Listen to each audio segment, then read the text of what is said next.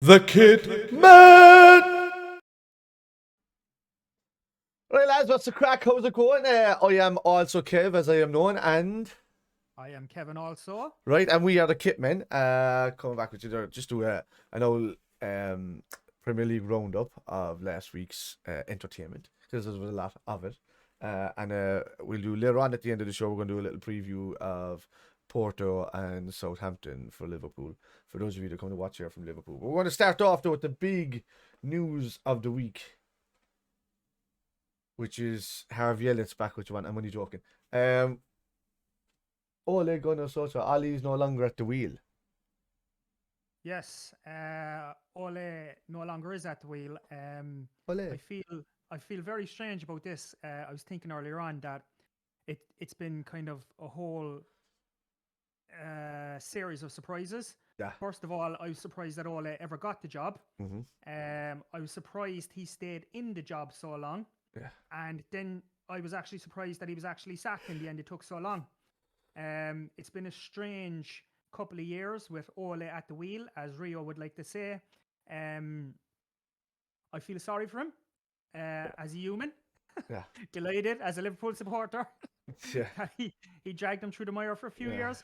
But I suppose, look, the more I think about it in kind of the broader picture, I don't really think this is about Ole. It's more about that he is just the victim of what's going wrong at Manchester United for a very long time. Yeah. And I suppose if we were to put the blame on anyone, if I was a United fan, I would be tracing this all the way back to Alex Ferguson and how he fell out with John Magner and JP McManus over a bloody horse, Rock of Gibraltar. And that then led to the Glazers having the opportunity to take over Manchester United and change that club from one that was, you know, pretty much, it still is profitable, but it wasn't in debt. Yeah. They've literally sucked the life out of a once great club. And I suppose as Liverpool supporters as well, we can totally relate to that, considering what happened to us in relation with Hicks and Gillette also. Yeah. They're just another version of that. The only difference is, I suppose, with the Glazers is that they came into a club that was ready-made commercially, size-wise, everything was going well on that front, and they've just literally, slowly but surely, have been taking profits, have been taking the life and the soul out of Manchester United. And Ole Gunnar Solskjaer is just the latest victim in that very long and drawn-out process. It seems like it's just a big like money laundering racket, doesn't it? That like the money's coming in like ineptitude on one side, going out the other side, ineptitude, and just pittance are just being left there. But like, within saying that, they like Ole Gunnar Solskjaer, he spent 400 million when he was there. Mourinho did pretty much the same. You know, managers before him have all gotten money at the same time, but it's just like the United fans keep blaming money and resources and the club not being ran right and all of this and that, but there's been money upon money thrown at the club for every player that they wanted. 90 million on Pogba, 90 million on Lukaku, you know. Yeah, the Cavani to the club. They have to bring in Ronaldo back. You know, they bought nearly 100 million on Sancho or whatever the hell he was. You know, or 85 million or whatever the hell he was. It still doesn't matter. It's still loads and loads of money. Yeah. And they just don't seem to be doing it right, because it's just not run right. There is no cohesion between the top to the bottom inside that. So we said that a few weeks ago, and that's the way it is. With regards Ole and him getting sacked, as you said, you know, we didn't know whether he was in the door, he was out the door. So what he's like, it's like when you put honey on a spoon and you want to put it into your cup. And when you do that, it just keeps dribbling there for ages. It just sticks on. That's quite an analogy, Kev. It is like it. So the honey just keeps going. You're just like, is this thing everyone? And the only way like a chocolate biscuit or something as well. The only way you have to stop is just giving no lick and then just fuck the spoon away, like, you know. But that's it's just, he would have been just there for an eternity, you know, if it kept going on and on and on. Yeah. We were delighted he was there. It was, you know, it was a fun factor show for us. He had a 10-game period there going back a couple of seasons ago where they won and they were doing brilliant, and everybody was like, is Ali like the man to do? But then you realize, you know, he is just a pumped up PE teacher, and he's to us anyway, to everybody else. He's tactics. He's got no style of football in his play. You know, he could coach them. He could create a good bonded unit. They all loved him as a guy. That's all great. He could be a good man and manager and stuff like that. But it's just, there was no disciplined, coordinated team effort there. For at one point, it looked like they had a good defensive unit, and then it just kind of, it was just torn apart by any good team, you know. pretty much. Mm, So mm. I don't know, No, man. no, Like, I would agree with that. I think to go back to what you said earlier, just about there kind of being, I think what you were trying to say is that there's no real direction at the club yeah, because of the people that own it, etc. I believe that Woodward was involved in the Glazers buying the club, and then obviously they were successful in that, and he was installed then as one of the top guys within yeah, the club, and he doesn't seem to have a clue what nah, he's doing or how to do it. I think he was happy to have Solskjaer there because Solskjaer wasn't giving him trouble in the same way that Mourinho was yeah, previously to that. He kind of let him have an easy life, yeah, and the man that was taking the blame mainly was Solskjaer. yeah, He had a lot of credit in the bank then as well with the fans. So, he was again, to go back to what I was saying earlier, he is just another victim of the Glazers, of Woodward, yeah. of the way that club is run, of all the things that are wrong about Manchester United at the moment. And I suppose in one way, it's very pitiful to see such a legendary figure at that club Mm. walk out the door or get pushed out the door the way that he has in the end. Yeah, maybe probably would have. They could have maybe seen him out till the end of the season and then said, we're going to go from stretch there. But that's what does my head in as well, Kev, to be honest with you. I mean, we know that he has to go, we know what did that. But unless they've got a ready-made replacement to come in the door a couple of days later, what's the point in getting rid of him before the end of the season? And and then installing his number two in there, who's been doing his same philosophy under him for I don't know how long. It's just going to be the same old for United for the rest of the season. I can see him maybe bounce and get a couple of tricky results and stuff like that, and then they'll be all like, oh, maybe Carrick's the man and all of that. But to be honest with you, it's at this point, no, maybe Zidane isn't ready, maybe whatever like that. Maybe the club needs to be kicked the shit out of from top to bottom, and I can only think of one person that could probably do that right now if Alex Ferguson allowed him, and that's Roy Keane. I think if he went in there, he would just kick the shit out of a lot of them, and he would turn around and say, "I slated every single one of you on TV. You're not Manchester United players unless you convince me you're a Manchester United player. You're not going out on that pitch. That kind of so." I was saying this to my friends on some WhatsApp groups and in person as well. I was kind of going like, and again joking, like if Roy Keane walked in the door, they would start finding players' bodies in the canal around Manchester, chopped up in suitcases. Yeah. He'd take no prisoners.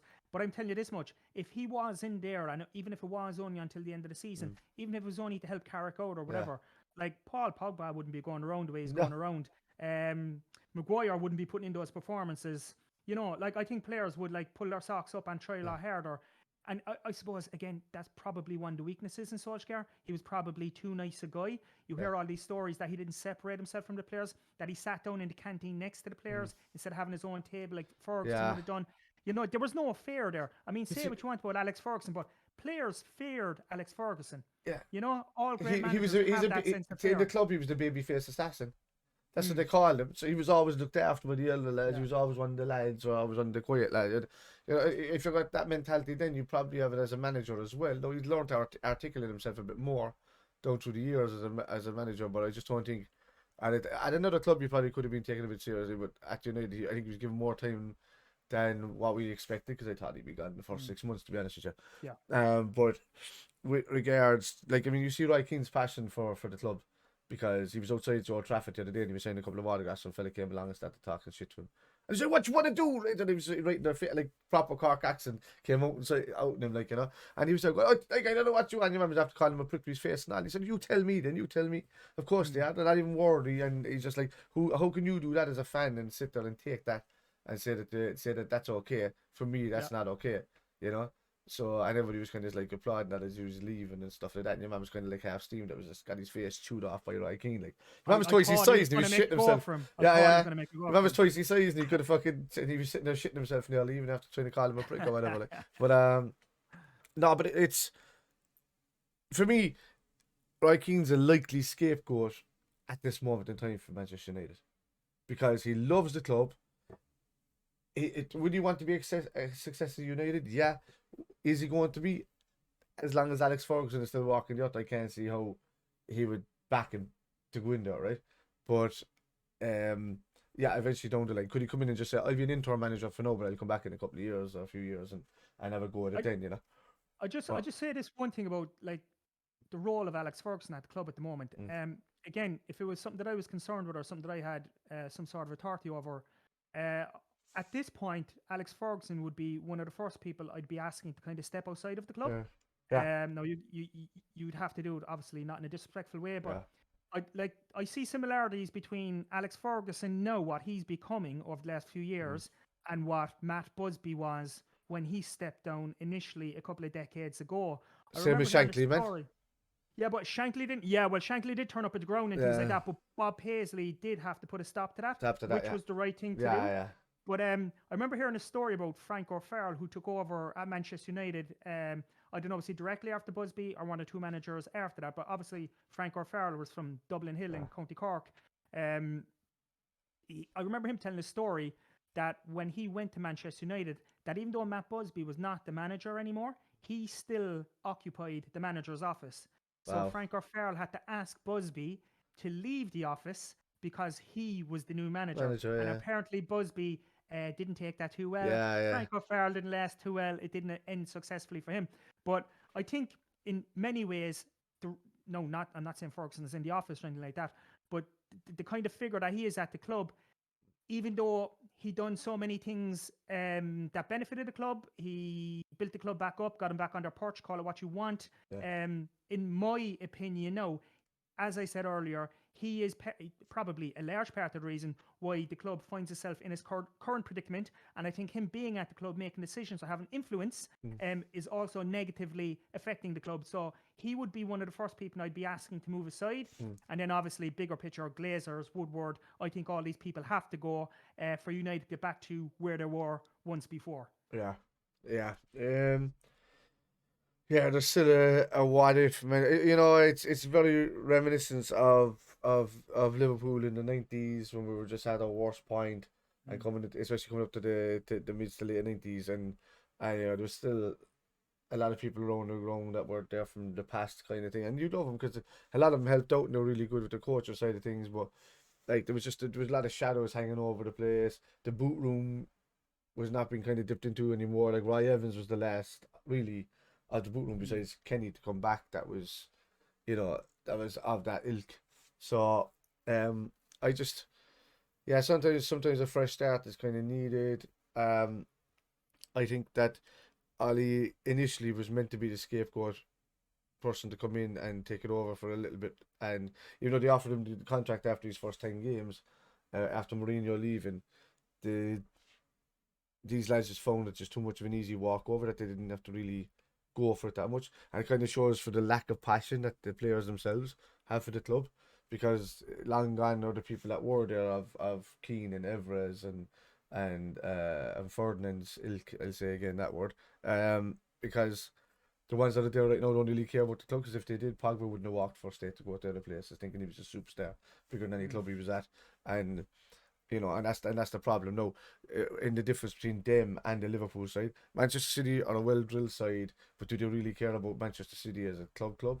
They don't. They just care of the fact that they're under Pep Guardiola and they're there. And I find when he leaves the club, they'll have a dip as well, in their own way. But it can be similar with Klopp at Liverpool, but Liverpool have Gerrard to step back in there. They have, it's Liverpool has always been a club based around its fans and its structure of how it works, rather than just a manager or just that kind of way. I know Stevie G carried us for a long time, but Liverpool was a club. Even people that never really did well for Liverpool always come back and support it afterwards. So it's a big difference. I've heard it said before, and I can't remember who the commentator was, but somebody said that Liverpool are the last of the big clubs that still operate like a local club. Yeah. They still have that feel, Yeah. Whereas United is this massive thing in a city of 4 or 5 million people. Yeah. People come from everywhere, and I know it is the same with Liverpool as well. Yeah. But it's slightly different because it is in a smaller city. It does have that kind of more local feel to it. Whereas Manchester, it's London Central sometimes with the fans, I suppose. But yeah, I suppose I can see the point in what they were making in terms of Liverpool still being the last big local type club. Yeah. The one thing I would say, to give United fans some hope, I suppose, is that I don't think it's too late for United. If they can get their act together, they're still, like, as far as I'm concerned, right? And sometimes you don't like saying these things as a Liverpool fan or whatever, but as far as I'm concerned, there's kind of 4 major clubs in the world. I think it's Liverpool United, I think they're the two biggest in England. Yeah. And then you have your Madrid and your Barcelona in Yeah. Spain. I think there's other clubs that kind of occupy that space as well, and that could be your AC Milan, but they've been over a long time, your Juventus, Bayern Munich. But I always believe that the English league is the Premier League, particularly in the last number of years. And those two clubs, regardless of their league position, occupy that space in everybody's mind where they are two of the biggest clubs. So if United can get their house in order, I don't know what the fans have to do. I think, like, if I was a Man United fan, I would literally be creating a movement where fans would not turn up at the stadium for matches. I think that's the only way that they can convince the Glazers to leave the club in quick time. Otherwise, it's going to drag on and on and on, and they will bleed the club dry day by day, week by week, month by month. Yeah, it's just I don't know, man. It's just another case of, like, in fairness, better than what Hicks and Gillette did. They were better owners than Hicks and Gillette. Let's say that. It's called a spade, because they came in and they shipped money. I'm just changing my battery now. They shipped money into the club with regards funding for boys, and if United wanted a player, they would go after them. They would more likely get him at the time, but then there wasn't enough done around the rest of the park, so they would buy that one kind of marquee signing, but never like 2 or 3 at once, or if it was needed, or it was just like, we're giving you this and then we're just going to give you a couple of other ones around it. And they were always mocking us for kind of that kind of stance for a long time, because we bought our, like, Fernando Torres and then a couple of mediocre £4 or £5 million boys, and that, but we didn't. It's only in recent seasons that we decided, right, we're going to have to kind of compete with the big boys now on the spending level. And, we got our Alisson, our Van Dijk, and then our Fabinho's and Keita's and all that. But it's just, the money's been there from, but they just haven't spent it wisely. It hasn't been looked after wisely. And, yeah, like what manager is going to come in here now and want to do that and restart from scratch, unless it's a Keane or somebody? The one thing I would say against the argument of them spending money versus Hicks and Gillette or whatever, when Hicks and Gillette did come to Liverpool, they came to a club that was broke, essentially. That was kind of starting from the ground up. And like, we were years behind everyone, unfortunately. The advantage that the Glazers had, and the thing I would say against them is that they didn't buy the club with their own money. No. They bought the club with borrowed money in the very same way that Hicks and Gillette bought us. And that's a manoeuvre now that is now illegal in English football. You can't do that anymore. So it was the bank's money. They put that debt back on the club. The thing for them, and I know you're saying they spent money, but like, United were commercially and revenue-wise such a big club that it was easy for them to spend money. Right. I don't think they would have spent the money if it was coming out of their own pocket. I think, haven't they been in over 700 million debt since the Glazers, like, every single season? But they're bringing in so much that they're well able to service it. Like, they shouldn't be in debt. They should be $1 billion in the black, not $1 billion in the red. They've never kind of even allowed themselves to cohesively, or to get themselves back in the black, because they've constantly just kept it comfy in the red. As long as they kept that balanced, I don't know. They have no interest, Kevin. It's a business to them. They just want to drain it of what it has and keep it ticking over. It's money for them. I remember when Malcolm Glazer died, like, I don't think the man ever even visited the UK since he bought the club. Never mind saying Manchester, So I suppose that's a very sad indictment on the way that English football has transformed, particularly since we were kids, I suppose, and even a little bit earlier than that, capitalism truly has taken over, I suppose. Just to say about Ole as well, I don't want to be all bad on him, I suppose. He was a Liverpool supporter when he was a child. We can't forget that. We can't forget that. Agent Ole. I suppose, look, to give him some bit of credit, and with the passage of time, I do hope that genuine United and football supporters can look at some of the positive things that he did do with United. And I think one of the key things to remember is when Mourinho left, there was a very sour taste around Old Trafford. He did kind of unite the team, the players, the fans for a while as well. And he did bring back a lot of goodwill that existed there before, which hadn't been seen for a good while as well. So I suppose with the passage of time, I do hope he gets credit with that. I know it ended in a not so good way for him in the end, but I do hope for him and for the great player that he was, that he is remembered fondly, even though some things didn't work out for him. I don't think any United fans are going to look on him badly after leaving the club. They might have wanted to say, all right, like, he has to go. And I've seen a lot of people online, especially the big YouTubers and a lot like Mark Aldridge and all of these kind of guys, saying that, no, he has to go. That's fair enough, like, that he has to go or whatever like that. But I don't think they're going to look at him in a bad way, as if to say, you think the way they look at Mourinho or or the likes, you know. So after he left the club, but it's kind of really down to he was given the money, but he didn't. He spent it and didn't have the balls or know how to control it when you brought it in. You know, there was no. There was like take the Liverpool game for instance a few weeks ago. There was zero pressing. Oh no. Yeah. When they pressed, I think I seen Bruno press about 2 or 3 times. Ronaldo walked around with his hands just kind of going like this all game, and Bruno then started doing that, following him. And then after that, it was just, you know, the defense was stepping up an awful lot, and we were opening them up. It was just, you know, it was a cohesive. It was I'm going to say the one thing there was a cohesive mess, because that was a mess. Yeah. So it's yeah, I don't know what to say. Like he's going to be a legend, no matter what. But that chapter's gone now, and I'm just super surprised the United haven't got somebody lined up to come in. And if they do, this is it. Yeah, no, this is it. This is it completely. And I think I know what you're going to say. Like, just I suppose the thing with all and look, it'll all crunch down to this. At the end of the day, regardless of anything else, he did not have the credentials. It's David O'Leary, a Manchester United manager. It's David O'Leary. Because you said the word at the end of the day. Did I say that? I apologize about that. I don't know where I got that from. It's David O'Leary. At the end of the day, is that a Roy Keane thing though? It's one of it's something like that. But an Irish thing. I think it just popped into my head because David O'Leary at the end of every release says at the end of the day. You know, that's where he was. I used to watch a lot of Kenny Dalglish interviews, right? And for some reason, and I would have been a lot younger at the time, he used to say things like, that would never happen in any shape, way, or form. Yeah. And I remember I used to finish all my sentences by saying, I'm not going to the shop in any shape, way, or form, because I used to watch so much of Kenny Dalglish. And he says it backwards. Yeah, and this was only in his previous tenure, not the one when I was a kid, like, so I was growing up, like, you know. But yeah, there's no matter, that could be Dave O'Leary, or it could be it's also Rosenstock. It is Mario Rosenstock as well. He does it with that, yeah. At the end of the day. At the end of the day. He does that as well, you know. But it's just an Irish thing, like, you know, an Irish manager's thing. It is an Irish thing. So maybe at the end of the day, something to do with, you know, ploughing the fields or something like that, you know, in the summertime. Something like that. Just to return to the point, at the end of the day, I'll say it again, Ole Gunnar Solskjaer, emotions aside, did not have the credentials to be a Manchester United manager. And that's what it all boils down to.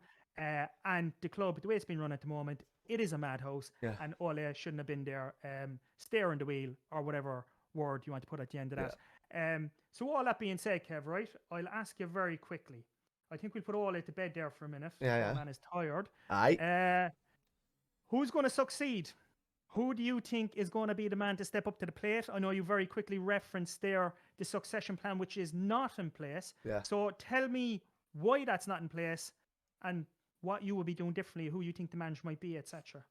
Either there's a manager already in place and he's asked to take some time off for a few months. Can you give me 6 months, or give me to the start of the next season? Or, you know, he'll be brought in for the last 2 or 3 games, or the last couple of home games of the season, that kind of way, to be shown off and say, this is what I'm going to do throughout the summer, blah blah blah blah, you know. Which could be a Zidane, or it could be, you know, a Pochettino or somebody like that, like, you know. So there's you know, would Poch want to take it right now? Zidane would take anything as long as there's money thrown at him, and he get away with the stature, just because he get away with the patience of people because of the stature of who he is, and all of that kind of stuff. Are they going to? Okay, so I can see a number of reasons why Roy Keane wouldn't be installed, even if, you know, if he was asked. For one thing, they're not going to go down the same route of bringing in an ex-player. That's just going to be a caretaker manager first, then made into a manager, and then completely flop 2 seasons down the road, and they're back in the same place that they were at the very start of it again. And also, you know, with the history between him and Fergie, and him still being thereabouts around the club. So, like, the obvious choice is going to be Zidane. But there's a lot of other ones as well. There's a few Italian managers there that could easily make their way across. You know, would they do it?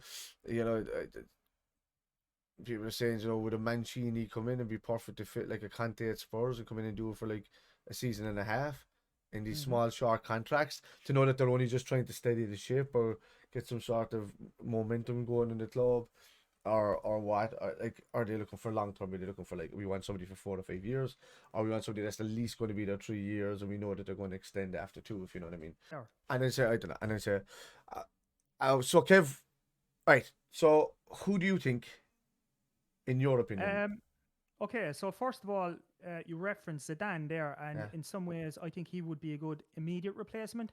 Now, the talk on the town at the moment is Zidane is not really in favour of taking the job. Apparently, his wife doesn't want to move to Manchester, Yep. so apparently that's a big factor. So again, I can see the advantages of Zidane going there. He would get the immediate respect of the players. Who's not going to respect Zinedine That's we Zidane? just say this straight out. Can wives ever fuck off and leave football alone? For fuck's sake, just go away, will you? Just leave football. Just like, do you remember Sanchez trying to come to Liverpool? Couldn't sign for Liverpool. His missus wanted to move to London. That's right. We don't give a That's shit right. what you want to do. You can enjoy yourself in these 30s. How You know, did that end for him then? it's shite. Like, he did well at Arsenal for a couple of seasons, and then ended up getting 300 grand a week off United and fleecing them, so it kind of worked out in our favour in the end. Yeah, exactly. You know? But anyway, wives, leave them fuck alone and just follow them and be nice for those 10 years while they spoil you, and then you can go and take over for the next 40 years if you're still around. Alright? That's my. So that's what my am I rant. have to do in there, Kev? Right, I'll just pull up a very quick article on Pundit Arena. Right, so they have here 7 guys that Lads, are likely. Lads, Kev's doing articles. I know. We're very professional, and a new mic as well that we got working. Fair play to us. We're real pros now. We're getting better and better every week.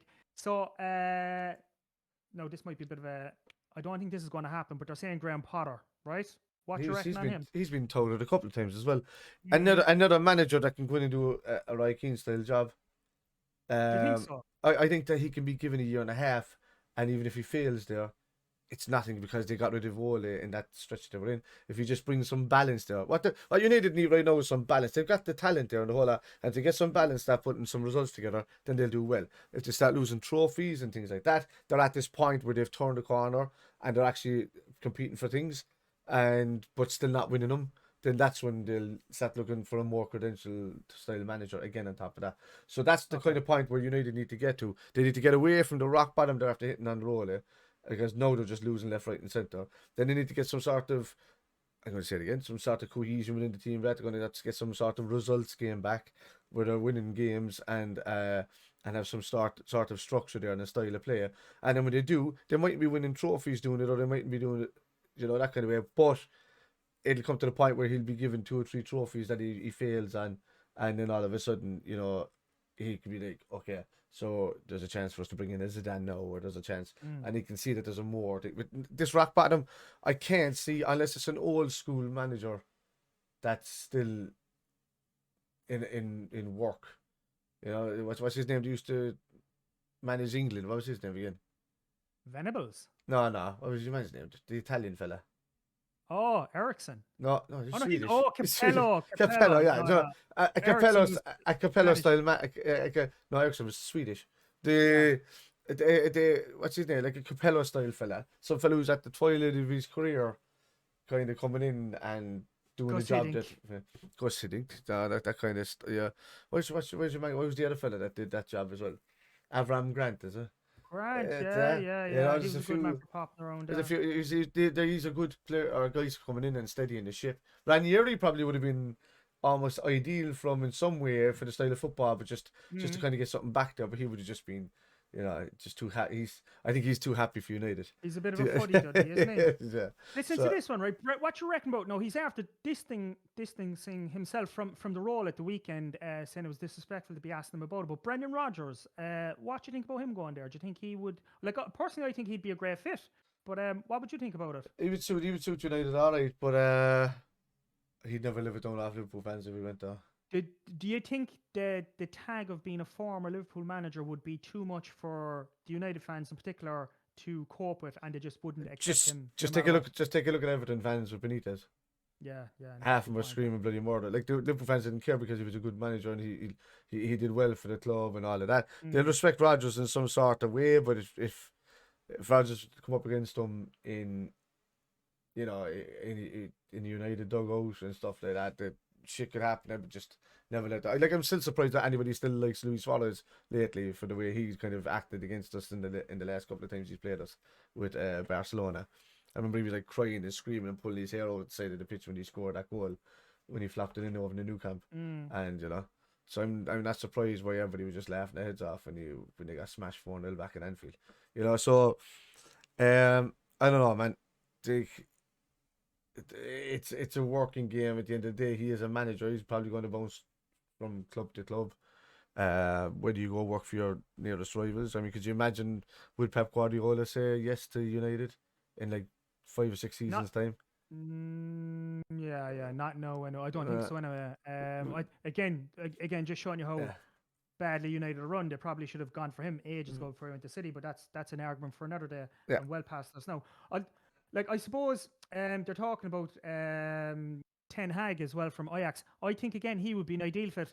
Actually, a manager that plays the right style of football, would instill the right type of culture within the club, and very good chance he would be there for the long term and build the club in the right way. All the team playing in the same direction. Yeah, the Dutch philosophy is very similar to how these clubs are run as well. Absolutely. With Liverpool United, they've an indebted amount of people that are from Dutch heritage that have come over and played for the club or managed or done whatever, So Den Hag would be actually a good fit if they went for him. I'd actually be more worried about him now if Den Hag went than what Zidane would be at the start. Absolutely. I know. I totally agree with that point. No, the good news there is that he did again kind of distance himself from the job at the moment. Nice one, Den Hag. He said he won't be leaving Ajax anytime soon. I suppose.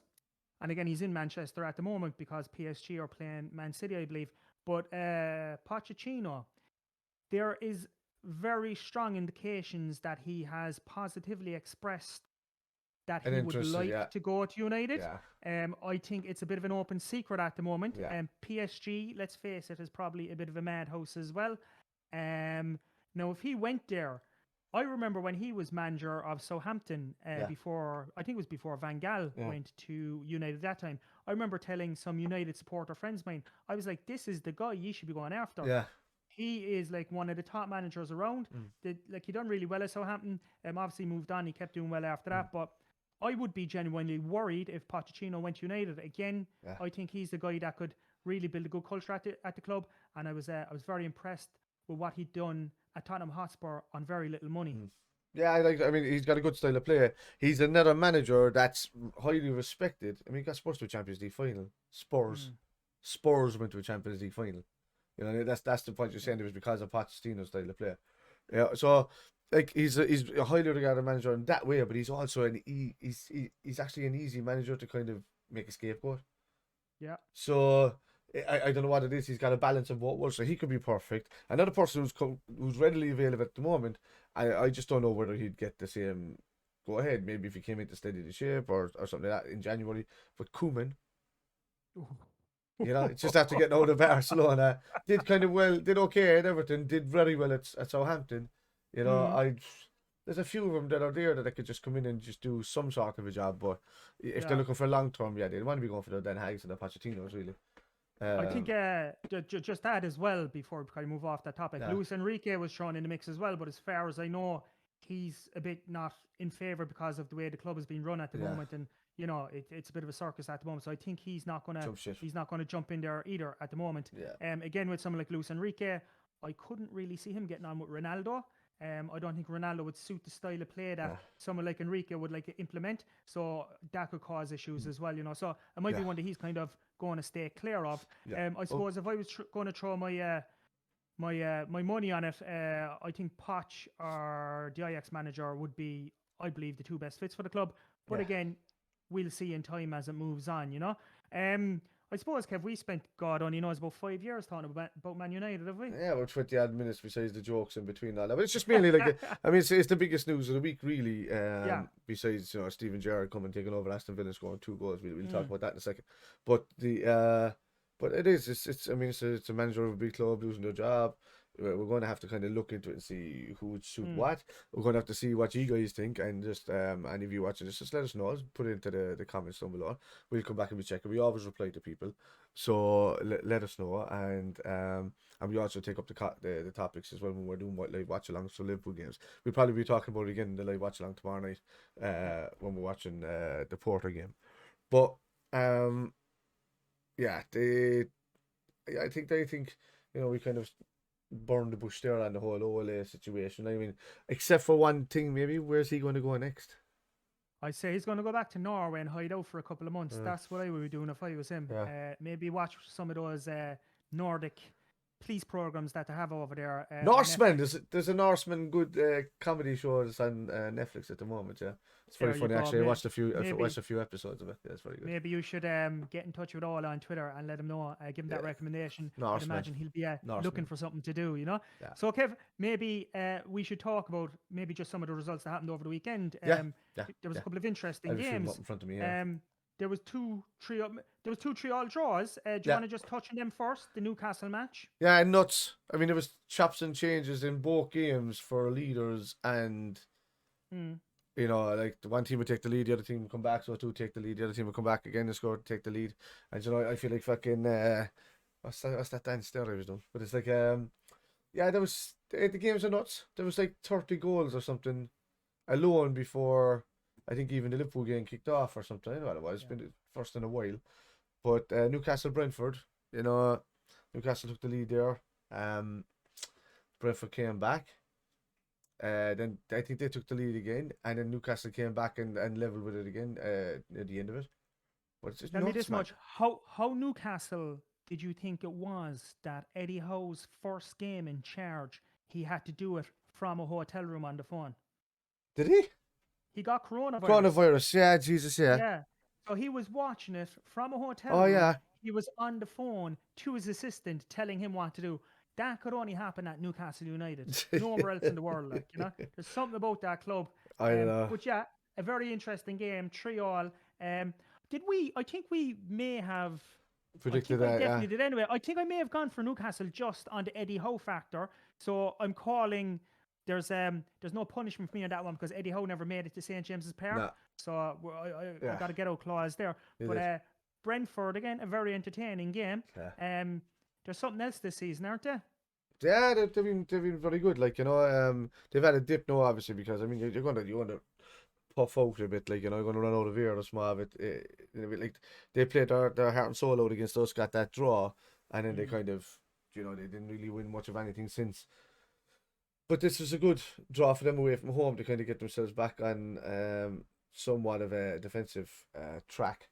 Newcastle, they looked well. That Sam Maximin is a good player, man. He's a bit of a head to ball. He reminds me kind of Milan Barros in a way, which, you know, where he'll run and he'll have the ball at his feet, but he'll run and run and run for you. But sometimes, he could just, like, he wouldn't see the wall in front of him and then just hit off the wall. You know what I mean? That's quite. I'd say under a manager like maybe like Klopp or maybe like somebody else, he'd be a superstar. You know. Absolutely. You know. But anyway, like so 3-3 is not really much. Just tail of bad defenses again, really. And also tail just to add my little Newcastle thing, like the richest club in the world are the bottom of the Premiership. Yeah. Absolutely crazy. Just to move on then to Burnley and Crystal Palace, right? I know we've been very impressed with Crystal Palace this year, particularly the work that Patrick Vieira is doing there.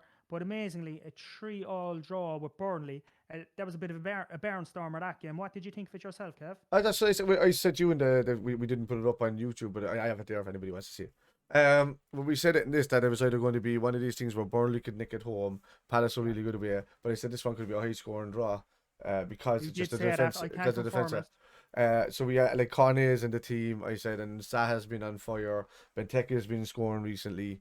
You know, they're in a good vein of form, both of the clubs, and you know, Burnley's been putting out results against Chelsea and the likes of. But I said, look, it would have been a 1-0 dull affair, or it would have been like a high scoring draw, and it became a high scoring draw.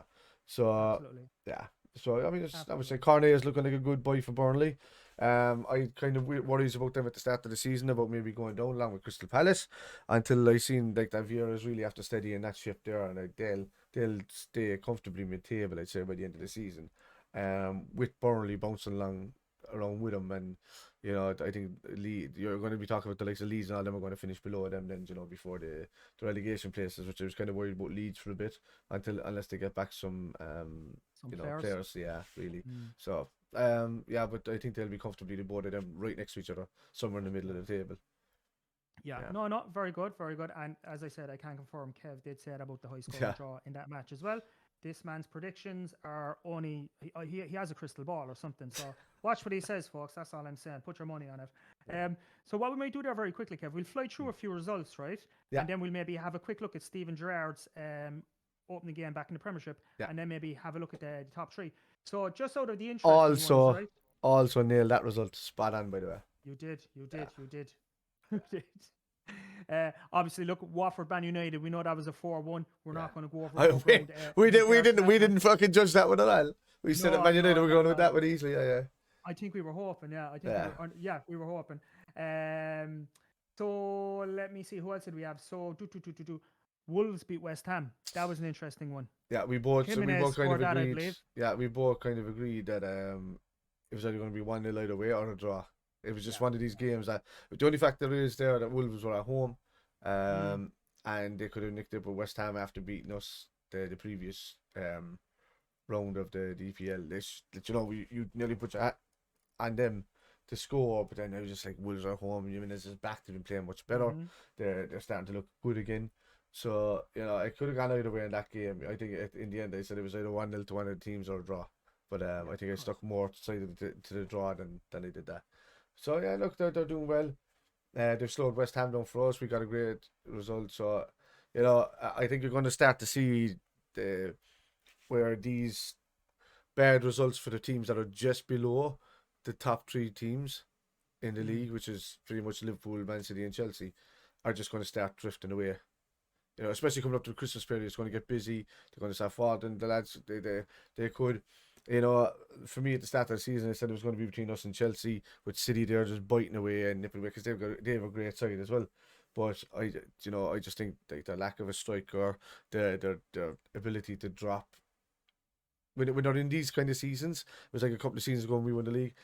You're losing to Crystal Palace at home. You're drawing with this team at home. You're doing it. So it's one of these situations that I just see that it's going to be a chase and pack, but they'll be there or thereabouts. Even if they don't, they could just come back and have a fantastic second half of the season and just blow us all away. But yeah, absolutely. But that's why I never kind of rule them out. But yeah, at the moment, these three teams are just going to start creating a gap to there, and it's going to be just a savage battle for fourth, really. And I think West Ham and maybe a Spurs, a Conte Spurs might be there to start giving them a bit of trouble eventually, because I think he'll just get better and better as each game goes on with how Spurs play. So what did you think of, like, while we're talking about Spurs, I may as well touch on their game. What did you think of his antics on the sideline on Sunday? What did you think of Conte?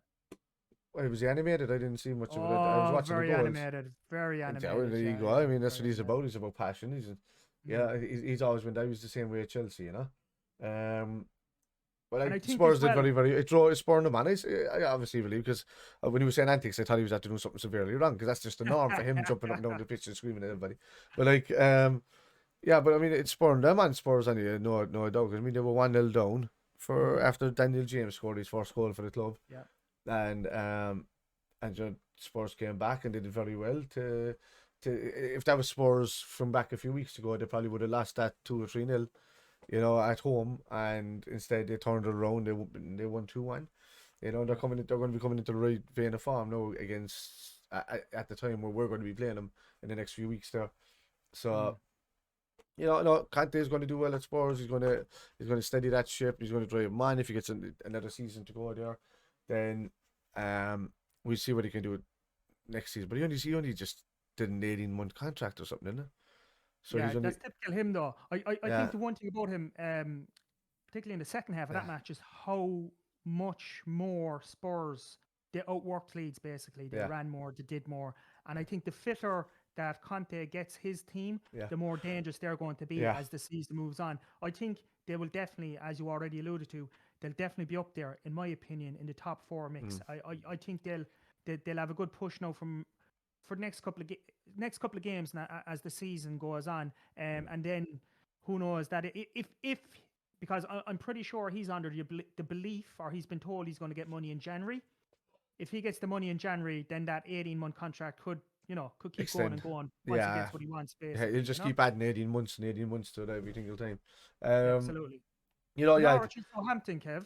Did you see that? Yeah, I seen some of it anyway. But Norwich are on a rich vein of form, Kev. A rich vein of form. yeah, it's if I could. Yeah, I know that's popped into my head as well. All day. It's just easier to say. But Norwich, man, beating Southampton's who we're playing next, but like Norwich is, giving themselves lifelines to try and save themselves, and I don't know if there's going to be some sort of twist of fate as the season unfolds. But I mean, I'm trying to think of, geez, it's going to be a tough one to call at the bottom of the season. Like Norwich for me, if let's say they go and they win the next couple, and then they're going to start causing hassle for the teams above them. At the moment, they're the ones that I said, they're sinking ship, they're gone, they're miles behind. So maybe this is just one of those random wins that they'll get one every 10 or something like that. I don't know. You know what the ironic thing about it is? I believe Dean Smith did in his last game at Villa, he lose against Southampton. Was it Southampton his last match? And then his first game at Norwich, he beat Southampton. Yeah. Football just sometimes throws up those funny situations. Yeah. I think the thing with Norwich, like, as much as we've been tipping them for ages that like they're pretty much gone down already. But Newcastle are still below them. But we're not saying Newcastle are gone down yet. Because we probably think they're going to buy loads of players. They're going to do something in January that'll just save them.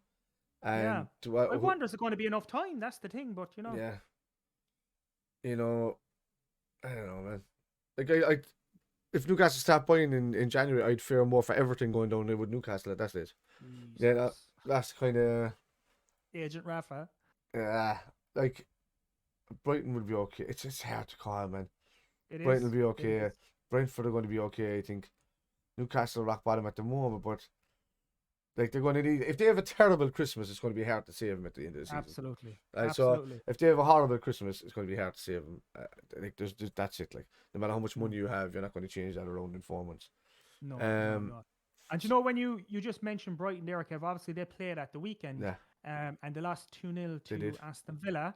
The return of Stevie Gerrard to the Premiership. Obviously, football people in general would have a great deal of interest in how Stevie G is going to get on. What did you make of Villa's performance? Now, I only seen clips. The goals, the first goal in particular was outstanding. Yeah. It was like a different club. The atmosphere was different feel. Electric. It was like an old Villa. Yeah, it was like an old Villa Park. Yeah. To be honest with you. Loads of lads in the audience doing the calm down, all right, with the hairstyle, the colours, see all of them lads. There's loads of them around the stadium doing it. But the main thing is that Brighton didn't play badly. That's the thing about that. Brighton played like they normally played. It's just that Stevie just came up with a couple of ideas, I think, and just spurred on and already, which I saw a couple of seasons ago, was a good Aston Villa side. And managed to, spur them on and just say, let's get this cohesion back, let's get going. I mean, that was down to, it'll happen, man, because, I mean, unless you're at clubs like, let's say, I'm just going to use Liverpool as an example, it's very hard. It's easy to have a dip in a season, but it's very hard to fall out of love with what that club is about. And sometimes it can happen with Dean Smith, where his just time was up and everybody was just kind of tired of the same routine. There weren't any fresh ideas or anything like that. Whereas, other clubs would be able to spend more to bring in more and do whatever. So, for me, look, Dean Smith he's got a tough job with him at Norwich to kind of keep him up, but he's well capable of doing that because he's a good manager. I can't say he's not. He's a good manager, and it just goes to show in his first game he already got them to beat Southampton, who were in a better run in good form as well themselves over the past few weeks. I don't know, man. What do you think about Gerrard's opening game, Kev? I know it's only one game in, but was there anything that you seen in terms of how he conducted himself on the sidelines, how he communicated with the players on the pitch? Was there anything small there at all, or even his team played in general? I watched some optimism for Stevie G. I watched his training sessions, when he came down, and how he was taking each player aside when he didn't like how they didn't receive the message properly that he was trying to say. And I liked how he took him aside and he was pointing them out like easily. He's just saying like to keep your mind off of this, and just do this. And if you do this, the rest of this, and this will just fall into place. So you could hear him saying it to a couple of lads there in the Villa training camp, and he was still saying that he was picking out individual people when he was standing at the side. He'd Mac up in his ear all the time, which is a sign of a good team, because Mac was just keeping an eye on everything that Stevie wasn't. Because Stevie, like, obviously that's what you have your number two there for, while the main guy is watching the players and how they're performing and what they're doing, seeing the tactics working out. The guy behind them is watching the rest of the pitch as the action is not going on, saying this person's labouring, this person he needs to pick up, he needs to whatever. So that's what you have your team for, and it looked like that they had that at the side of the pitch against Brighton the other day, and they deserved a win in the end. They played really well, and they beat a really good Brighton team. So I mean, Potter's doing really well there with them. Considering that they were only a team that came up a couple of seasons ago, and they're they're a giant part of the Premier League now. So Aston Villa are back there. They went down themselves, and there's some really good clubs that are left in this Premier League now, and not just ones that are kind of biding their time and getting through. Because I mean, back in the day, Brighton would have been a Wigan, or they would have been a West Bromwich Albion that would have just come up and bounced back down. They all have a few quid now, don't they? So yeah, if they you've all handy have enough Bob's. manager, you've a good chance. Yeah, so they're all bringing in good revenue now and stuff. So they're being kept up, and they're attracting better managers and better quality managers, and also the standard of managers that you wouldn't have heard of before, has just gone leaps and bounds. Because before in the Premier League, you would have seen somebody like an old Premier League player or something like that would have come in to take over a club. I know you're hearing of managers that are just good managers and good coaches that have been given the role now without having a previous full Massive career. playing career or whatever. Massive playing career. Absolutely. So I see that kind of change. That's been changing in the last few seasons, which is really good. I mean, Klopp is the ultimate one of those. Absolutely. So yeah. And Mourinho and other managers like that as well, and even Brendan Rodgers as well, to say that. Again, just to return there to Steven Gerrard, so listen to a couple of commentators during the week.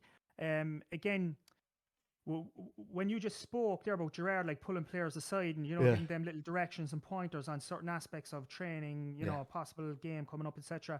I suppose the one thing there that kind of rung true to me when you mentioned that was respect. I think all of these Villa players look at Steven Gerrard and they have to respect him, what he stands for, who he is, and what he demands of them. So again, as you pointed out, Dean Smith may have been a very fine manager, but he wouldn't carry the same amount of kudos as a Steven Gerrard would in that regard. I also heard stories as well that Dean Smith, in terms of discipline, he wasn't the toughest. I've heard stories about players that training would start later in the day. It could be 12, 1 o'clock, don't know the exact time, because some of the players, the younger lads, would be up at night time playing computer games throughout the night. Right. So he'd leave them. Like me. Like you. That's why you never made it as a professional footballer, Kev. I didn't have computers back then. Yeah. I wouldn't see under Steven Gerrard any player in that squad, no matter who they were, getting away with that kind of carry on. I've also heard comments about Gerrard that he looks at the stats in training. He looks at how much the players are running, every single detail he looks at. And if a player is not running enough, if he's not working enough, then Gerrard will pull him aside and he will say, why aren't you putting in as much effort as your teammates here? So I suppose that's the school of Klopp right there. But there you go. There you go. That's looking at the fine details, pushing your players, and it's weeding out the weak ones, and they're the ones that won't stick around very long as the season moves on. So again, I suppose we'll think about this in two ways. For Villa at the moment, if that's Gerrard's attitude, then you would hope that he's going to push your club on.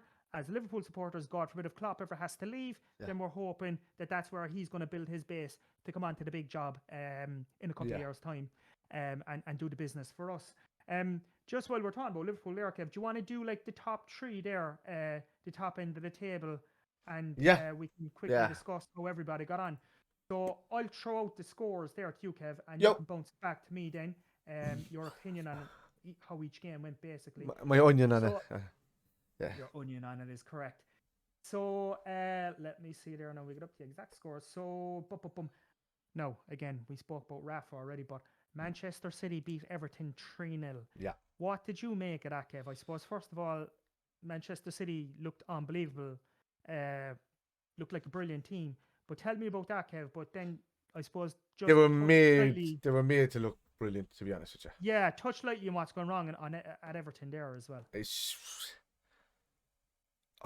you know, it's players that bought into maybe some sort of an Ancelotti style of play at the start and don't want to buy into this, how would you call it? This kind of 3-4-4-2, 3-5-2 kind of thing that Benitez kind of buys into. You know, this diamond, this always having this kind of middle drifting diamond that's always there. They just can't. They can't buy into it. They just. He's brought in players that you would see that maybe Everton needed. They lost James Rodriguez.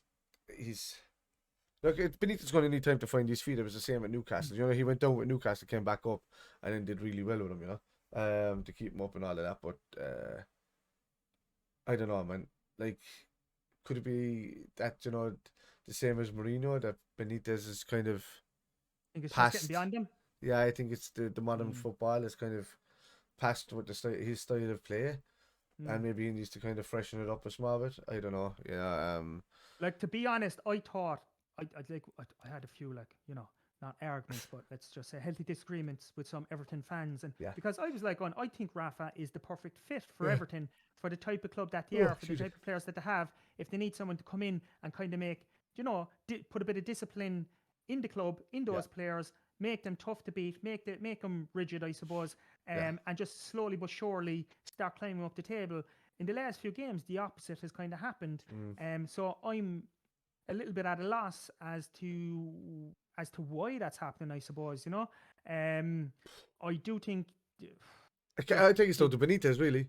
Do you think Benitez, so? he's not really I mean, Stevie said it, Cara said it. He's one that expects the most out of you, but he's the opposite of Klopp. He's pretty cold when he's on the training pitch, and he's never been that man manager kind of person, and they've had nothing but like chatty managers and all this kind of thing behind him, whereas Benitez is a tactician, and that's what he does. He's a glorified tactician really when he comes in. Like, he did really well at Liverpool. His style of play like really suited how we like the football to be played at that time. But with that last, no, like a lot of people would say, would you get Benitez back? Would you just no, because you can't play that kind of football anymore. And it does kind of he'll suit everything, and he will if he can get it right there. Now I hope he doesn't get it right too soon, because after we play Southampton, we've got Everton. So you know, in the league, but you know, we're away at Goodison, so it'll be a while before he has to come back to Anfield as a manager again. But you know, he'll always get cheered anyway there if he's still there at that stage. But who else? If they try to get rid of Benitez, who else will come in and do the job that he can do there? Because what he really needs to do is sort out that defense, and he's not. They're not listening to what he's telling them. You could see it, because it doesn't look like a Benitez style defense in the way they're playing. Yeah, with the zonal marking, but sometimes he used to have covering players there all the time that he used to trust, and they're not doing that. It's just some of the forward players don't want to defend for that team, and it lets him open for attack, and it lets the defense open for scrutiny and stuff like that, while these guys get away with it that are not doing their job coming back. Do you think he has it in him to turn it around, Kev? Oh yeah, it's Rafa Benitez, man. You know, he could do it away. You know, Jesus, dude's won Champions Leagues and leagues in different countries, and you know, he can. Benitez, as long as he's given the time, can turn anything around. Look what he did for us in the first season that he was managing us, but then after that he kept us always kind of there challenging away. It's only when Hicks and Gillette came in that he started having issues. You know, so is it the hierarchy in Everton not backing him up? I don't think it's anything like that. I think they do back him. No, I think they've been throwing money at managers for a while. Maybe it's just a matter of time. Just leave him settle in, give him the bit of time that he needs. Manchester City, let's face it, are one of the best teams in the world. So anybody could have had a bad day at the office when you're up against such a great team, you know. What did you make of City, Kev? I know it was a great result. Was there anything there you were looking at? Anything that worried you? Anything that gave you hope? Not really. I found that they were able to pass way too easily through Everton, and even without some good players. So I just think Everton opened up like a can of worms. To be honest with you, I just think that they were just too easy to pass by, and they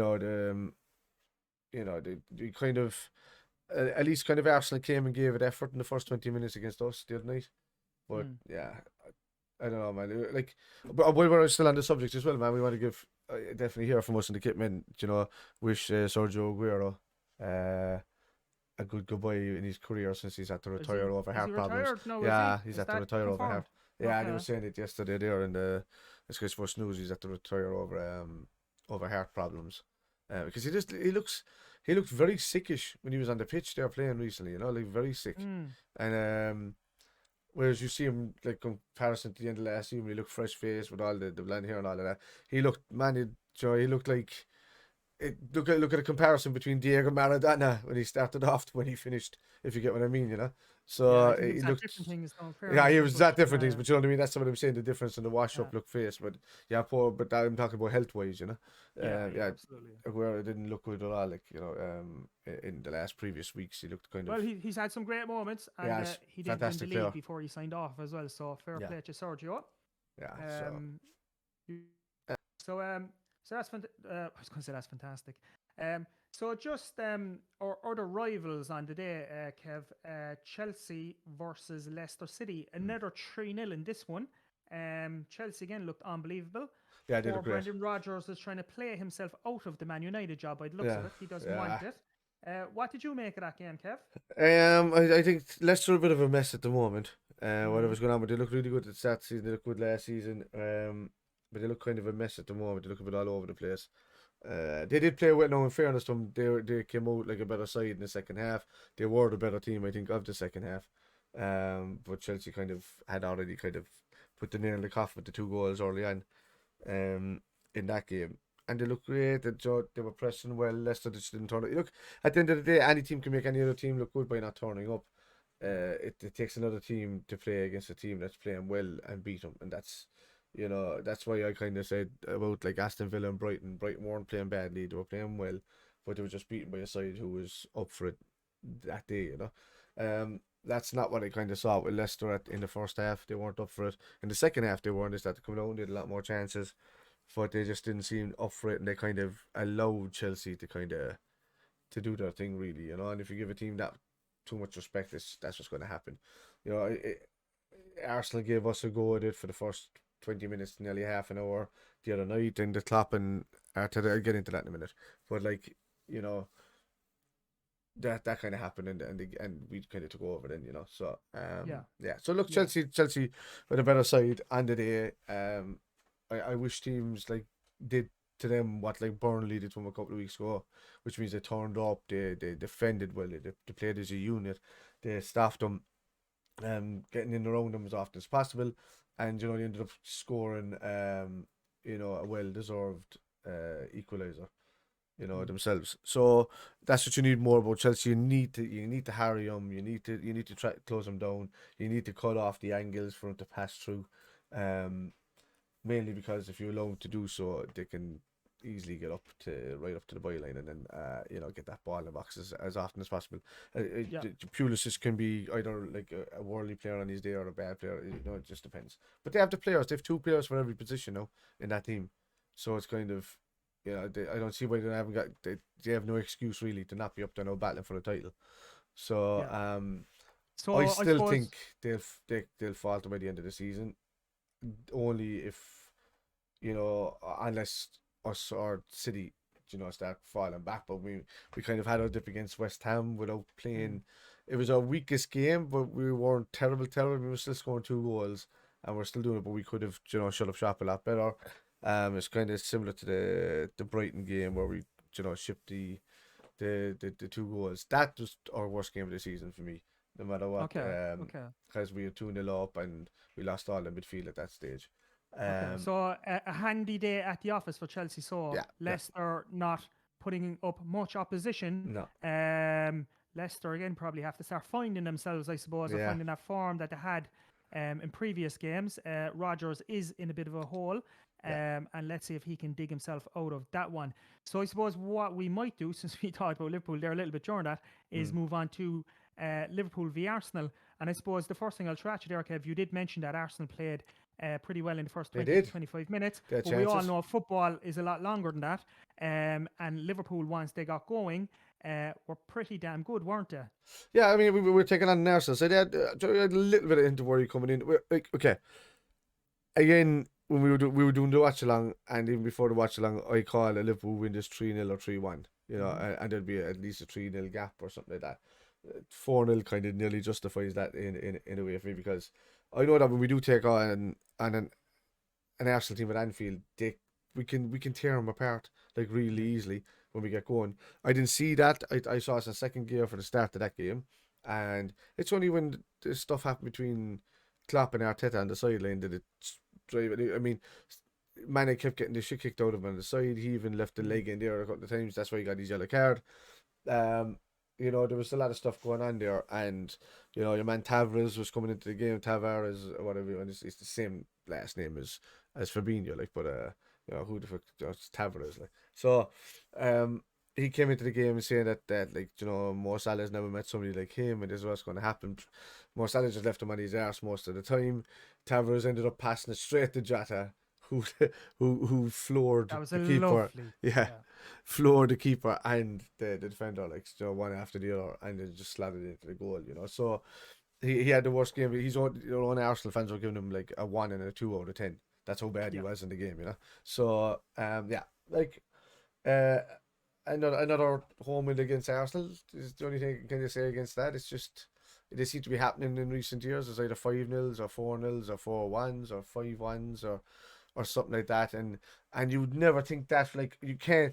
I always think of Arsenal as a huge club, thinking of Thierry Henry, thinking of that, and they've had good results in recent weeks. Since that, it seemed they were unbeaten like 10 or 11 or something, and but but for some reason it just feels normal that we hammer them by so much, you know, at Anfield, or even so they give us more of a game at the Emirates, obviously, but we still come back and get a result there, you know. But it's like Arteta's after steadying them a small bit. They were looking good in recent weeks, but they haven't come up against the likes of us. That's all I can say.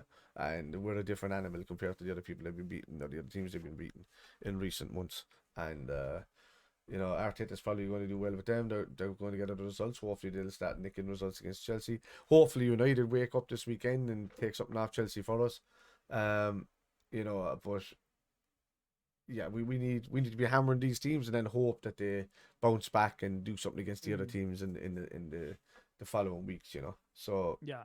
But it's routine for me, man, at this stage. I'm not going to be in any way, shape or form. If anybody can open their eyes and say that Liverpool just tend to hammer Arsenal at home nearly every single time we play at home against them. So unless it's a cup game, it goes to like 5-5 or 4-4. I think the one thing to note is that Arsenal fans, I found on the whole, were very confident coming into this game. They were, yeah.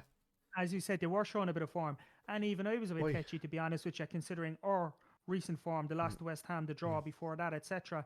I said it to you, I was like, we need to win this at all costs. This is a statement. This has to be a statement game, and it was indeed a statement game. Yeah. We beat them convincingly. I think our front three were outstanding. Yeah. I remember Salah brought the ball down there. It was Zidane, like, the touch.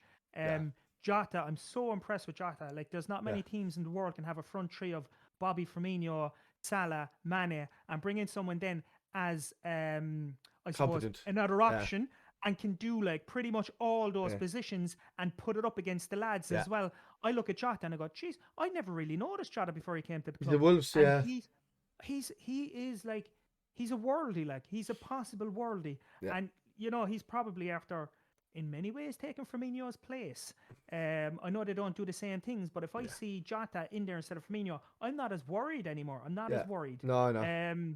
So, you know, it's brilliant. It's brilliant to have those options. I forget what I was going to say to you at the start there when you were doing the when you mentioned it at the start about, you know, Arsenal. It doesn't matter. You can just go on in there because it's only me kind of waffling on, because you were going to say something. I was trying to think of what I was going to say, and it just completely went out of my head. I think I forgot what I was saying as well. I kind of talk fast, so I kind of my brain runs away with itself. Yeah. No, but like I suppose, I think the point I was making is if we can stay clear of injuries, right mentality, I think we'll be okay. I think the thing for us now is just we have the old handy Champions League fixtures coming up because we're qualified already. Play the young lads, and try and keep that team as fresh as possible for the important Premier League games then as well. I think we got to keep the pace or keep close to the top, get through Christmas. And geez, I'm worried about January, to be honest with you, but I don't want to think too far ahead yet. Yeah. I think let's just try and get to Christmas, keep in touch with the top, and with that team staying fit, I think, going forward, we have a very good chance. I get like City have lost now at this stage to they've beaten Chelsea, I think, which cost them a lot. They've lost to Crystal Palace. They've had draws against this team, and they've had silly losses. I know something against Norwich or something. If I remember rightly, it was that last season. Anyway, but we've had Chelsea all over the way, right? City all over the way for us. Yeah. Arsenal all over the way for us. United all over the way for us. That's pretty much most of the top teams that you would assume there. We've got Spurs coming up soon. We've got Everton after Southampton. You get kind of through that period. We've Leicester coming up near enough to Christmas time, whatever like that. A couple of times I think in those few weeks in the cup and whatever. Leeds is on Boxing Day. Newcastle is around then as well. There's some really good results in the making for us coming through Christmas. And Christmas is normally generally a good period for us when we play it. So, and then you've got a big one coming up then when it starts back over again, which is Chelsea against us, and on the 2nd of January, and that'll be one hell of a game. I mean, that's the title game right there, And what you can't do is put an extra 3-point gap between any of us. What we can do is make sure that those 3 points go to our side, and those are the games that we really turn up for. Do you know the thing that frightened me at actually? The season, yeah. The thing that frightened me, and I know it's very early, but pre the game, and considering the way other things went, I was looking at us like 4 points behind Chelsea, and I was like, if we don't get the result against Arsenal, that's 7 points already. Points. Yeah. That's how important that win was for us. Yeah, massive. I think if you give teams like Chelsea and City encouragement, you leave them build up those gaps, you'd have a very hard time catching them, because I think they'll just grow in confidence. Yeah. So I suppose to round it off, again, a statement win. It's what we were looking for. Fantastic performance. The whole team played well. The crowd were behind us. 5:30 kickoff at Anfield. The atmosphere was electric once we got a few goals. I think again, just like you pointed out, that interaction between Klopp and Arteta kind of set the whole place off after that. And again, I suppose that kind of highlights how important the Anfield crowd is to us and how those moments make a difference for a team like us more than they make a difference for other teams in the Premier League. We have that extra strength, particularly when we're at home, Yeah, and definitely. No, go ahead. Oh, sorry, but like if you look at the fixtures now for next week, right? Like we've got Southampton at home. I mean, that's got to be a 3 points for us. They just lost to Norwich. They need to bounce back from that away. They've 2 away games in a row, and I know Norwich is kind of an intimidating place in itself for other teams and stuff like that. But there's no place like Anfield, and they got to come to us next week and do the business there. Now, Arsenal could be able to bounce back. They could start going again against Newcastle and building up their momentum against what you kind of want. But the main ones to look at for next weekend really are, like Man City are hosting West Ham. Now I know West Ham had a bad result this weekend or whatever, but it's still, these are the kind of games that they play well in. So, that's a big game for City right there. And then you have Chelsea against United. Now Chelsea are at home in that one, so it obviously gives them more of an advantage, but you'd hope that United want to play for whoever the hell is going to be looking after them at that stage. So, and get a draw there, but our result was fantastic. Those 3 points were massive. I can't see how we don't go on and get the 3 points again on Saturday and put pressure again on Chelsea on the top of that league. Because I'm not looking at anybody who's second or third or anything like that. I don't give a bollocks what they're doing at the moment. I don't care as long as we're taking the points and we're concentrating on whoever's in that first position. And that's all that matters to me. So I don't care if City are bouncing between us and we're all bouncing around each other for the next few weeks. But close that gap. Don't make the same mistake we did a couple of weeks ago where Chelsea dropped multiple double points and we didn't capitalise on them at all. We got the draw against Brighton, which pushed us back to the points again. If we took the loss against West Ham, they took a win, and that ended up throwing them up to 4 points ahead of us instead of being like a point behind. So, and even going ahead of them at that stage it would have been. So this is what we need to do. We need to make sure that we're like we know how to handle a busy Christmas period, whereas these teams tend to falter in recent seasons.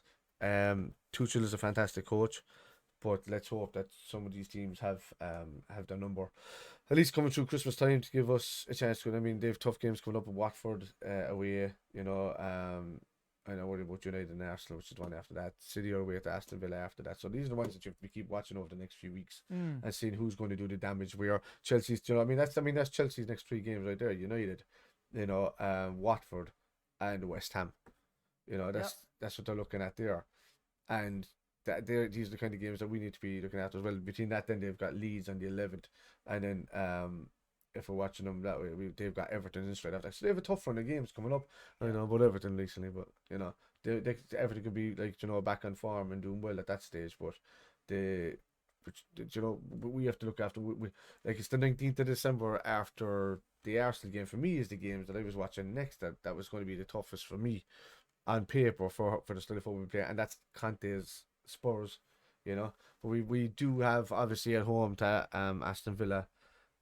After we're away at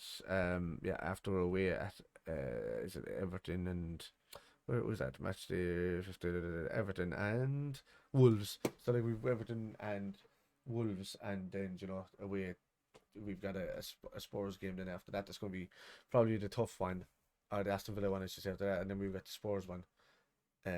That'll be a tough game as well, So look, we've got Leeds and then Newcastle coming up as well around that same week in Christmas, and like there's a few games that are going to be there together. I'm just trying to see who's got what in those 2 days, because I want to see what that busy period is at Christmas time. Which when teams are like 2 days apart from each other, and what games are going on. So we've got I have here because I'll effectively Leeds United and St. Stephen's Day as we call it. And then what have we got here? Now on the 28th, which is 2 days later, we're playing Leicester City at 8 o'clock. But so City, other teams have got extra day at that stage. But then when it kind of comes to I think the next game after that's got to be the 2nd, right? So we get like a 4 or 5 day break. I think maybe. Yeah, it is too. It's 2nd of January. So whereas other teams are kind of going to be playing on the 29th and the 1st, we have a tough period where it comes up with Leeds and Boxing Day. I think Klopp will play a week inside against them, to be honest with you, and then go for it against Leicester a couple of days later. Then we got a 5-day break where we have to take on Chelsea, and then be wary. So look, I'm trying to look ahead because this is coming up to the Christmas period. This is where I'm going to see points won and lost, and throw a lot of these games. Arsenal's playing City at the same time. You've Chelsea's and playing Everton, and you've Chelsea playing United now next week, and Aston Villa, and all these kind of games coming up. So they've got a tough few games as well, and a good few of them away from home as well. Yeah. So let's hope, Kev, that we get some sort of bounce back into like right within a point of them over those period of games. We just have to go at the end of the day. We just have to go and worry about what we do on the pitch, and let the rest of them slip up. Can I just ask you something there in relation to the end of the Arsenal game? Something that I thought was quite cool actually, when Tyler Morton came on and Klopp gave him the hug. Magical moment, lovely to see. Yes. He played well in pre-season. He looked well. Yeah. He looked well in pre-season, and he's been playing well as well for the. We still call him reserves. We call him under 21s. What we call him these days, either. Young lads. We call the young lads. Young fellas. We just call him young fellas. He's playing well for the young fellas, and he's been he's deserved his spot apparently. Klopp has been really impressed with him in what he's been doing. There's a couple of lads there that really stepped up their game. I mean, Gordon as well was on the bench. Kay Gordon was on the bench there as well. Like he's Williams is there, and like Salah rates him highly. Salah said. Does he? And he's been kind of taking him under his wing a small bit. I mean, if you can create another Salah and tell him what not to do, what to do with your exercise, what to do with your diet, stuff like that, you would take, because he's got the ability and he's got the speed. You just have to try and just hone him, and and there's no better person to follow than Salah. I mean, Salah's coming up to 30 now, fairly soon, so he knows that eventually, by the time he's leaving or whatever happens, it's this kind of kid that's going to be coming up taking his place, but not immediately right now. You know, so Absolutely. he's got the perfect role model there to follow, Gordon, in the way he's taking him under his wing. So, and Harvey Elliott as well said he's been learning a lot from him. So, you know, and that's Elliot another kid that's Jones, coming all back. these players. Yeah, I suppose just again, like, because we're probably going to finish up soon anyway. yeah, it's just, We're probably going to do the watch along tomorrow night. yeah, And I suppose we are expecting to see all these players used yeah. in what Well, effectively does really whichever matter the result. which ones are used, which ones have been registered for the So we're going to be looking at Live. Origi, I presume. We're going to be looking at Minamino. I think Jones is still injured with that eye thing, isn't he? Yeah, I think so. Yeah, he's out for a few weeks or something. Firmino's out till he's meant to be back in as soon. It's supposed to be mid-December. Is Gomez fit at the moment? Is he? He's there, I think. Yeah, I think he's ready to go.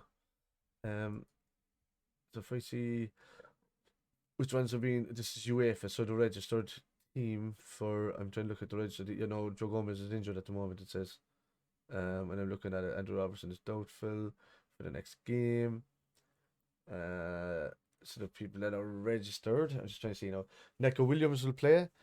James Norris is registered. Gerald Kwanzaa is registered. So this is the full. No, this is the full size. Is it? There's no way that's how many players? We have a look at this. How many can they register? 25 is there or something? 4, 5, 6, 7, 8, 9, 10, 11, 12, 13, 14, 15, 16, 17, 18, 19. 20, 21, 22, 23, 24, 25. No, that's way too many. So anyway, if I can pick it from these, Navigator is supposed to be back already. He's a bit doubtful. Okay. James Miller's still a bit doubtful. It could be a game that you can give them a chance to come back, but it could be just the fact that Porto might be solid. They get too competitive and injure these guys. So I would give Thiago a run out tomorrow night, just to kind of get him back up to that match fitness. I would have Neko in there.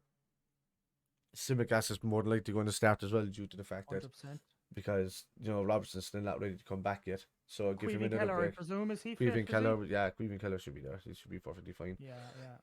I would start him or even Adrian. Give him a run up. But I mean, Queven is probably getting the cup games anyway. Hendo might get a run up because he was injured and he needs a bit of match fitness. We'll see. Yeah. You don't want to lose him again though. Owen Beck might get a run out. If I would have to find out if all of these are eligible. Tyler Martin might get a run out tomorrow night. Yeah. So definitely. who else is there? So Takumi Minamino should, Divock should, and I don't even think Gordon's part of that. So you might have to see somebody from that list. But So I suppose what we're saying is there's going to be a whole host of changes. Yeah. Rotate the squad. Rest the players need to be rested. Yeah. Give opportunities to the ones that are on the fringes or probably not getting enough game time, and kind of just use that opportunity to look at players that we don't always see week in, week out, I guess. Just to say, so Kev, we're probably going to do the watch along tomorrow night. Is that correct? That's it. Cool. Correct. So we just tell everyone we'll see them there. Pop on. Be on the Twitter channel, or. I'm going to try to set up that Kitman channel properly for it tomorrow night if I can. I need to set up some Champions League style. What I want to do, I want to do some graphics here where there's like a table here by me, and then there's a table there by you, and we're in the studio, and there's a screen up between the two of us, and then right there, I want some live action of what's happening in the game, and I want to stream that into there. So I don't mean actually like the football game. I'm on about like, the ball's passing to here and then it's following to here and then doing all of that. So I'm going to try and put that into the thing. So I'm going to have a look at that. If I'm not doing too much gaming tonight, I'll definitely look at that in the morning and try and get all these graphics ready and put them in here. Because it's nice to do this now with the cameras and stuff for a chat and a watch along. But when there's a game going on, I want to look a little bit different. I want us to kind of go there. We need to get your ass a green screen for this to work. So that would have to just pop up behind you. So I can talk you through this. Kev's not more technically minded when it comes to the computers and stuff like that. That's more my wheelhouse. So but we to get it looking as best we possibly can. I mean, this is all for me and it's all for game. It's nice for watch alongs. I got my Liverpool side over here. I got my game inside right here behind me. But and it's good for having it for football chats and this and that when we're on the screen. But sometimes it's nice to do something different for watch alongs and keep it kind of looking fresh and all of that. But Kev, we've been chatting for an hour and a half nearly. Oh jeez, I better go. I have to go home. Yeah, so My yeah, phone has gone off there about 5 times. yeah, I know. I think I see my handle being pushed up and down here once or twice as well. There'll be like a hook come in and. Do you know, I was missing that key for like 2 months that's in this door, and we finally found it. I know nobody can just barge in anymore. It's brilliant. So it's awesome. So yeah, I get to keep it my safe space. So we'll be back tomorrow night. So for the match, basically. Yeah. See you tomorrow night. Let's do the match. We will try to definitely be on. We'll meet up beside Discord about 7:15. We'll be ready to go at 7:30. I want to test out new graphics. If we can meet up at 7 o'clock earlier, that'll be brilliant. So we can test them all out properly, and then really get chatting from 7:30. Do the team news, do whatever, and just have a relaxing time watching a game. I'll have me cup of fake coffee. And might have a non-alcoholic beer or something. That's something like that. I'm trying to avoid the alcohol again if I can for the next few months against that. So it's like a fucking AA meeting. It is, isn't it? I dream of the drop. But like yeah, lads. So we'll see you then. So look, we're going to finish up the show here. Thanks very much. We are the Kit Men, right? So for myself, also Kevin, and me, Kevin, also. Yeah, be sure to come in tomorrow night, 7 o'clock. Just look at it on Facebook or wherever you follow us. Look at it, the Liverpool Ireland Liverpool FC Ireland page on Facebook to see some of the details and when we're going live, and make sure to follow us on the Twitterverse at official_kit_men. Oh, do we have a Twitter page? Do we have a Twitter page? Yeah, of course we have. Fucking never told me that. It's always up in the left-hand corner of the stream when you're watching it, but you'll probably never seen it yet. Yeah. Yeah. It's always been up there, like up in the top left-hand. Normally, like where am I? My point. Yeah. It's up that way and it's over there. Yeah, I set up ages ago, but I just didn't use it and I forgot. I don't know why. I was doing official_kitmen. I decided not to do that, and I was like, why did I put the underscore between the kit and the men? It's all one word. So anyway, I'll be on that. Right, yeah. We're cut. Right, we're cut. We're gone. See you, lads.